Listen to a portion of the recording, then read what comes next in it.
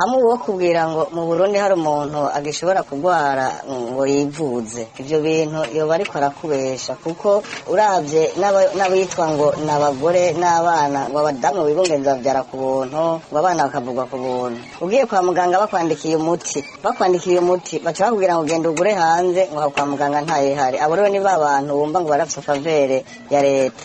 Ibaze rero umuntu akuze naho ukorera bya bihumbi 12 ukabironderamwo rasiyo, ukabironderamwo déplacement y'abana baja ku ishuri, ukabironderamwo déplacement yawe kugira ngo nawe ushobore gushika iyo ugenda kuronderera. Ivyo bintu gashaka wumva vy'ukuri byo gukunda ko umuntu agwara ngo yivuze ntibikibaho. Abantu bama kuri ka paracetamol kugira ngo umutwe ureke kumenekana, handi byo kugwara ngo bivuze byo ntibikinabaho mwana wa mama, byoroshe.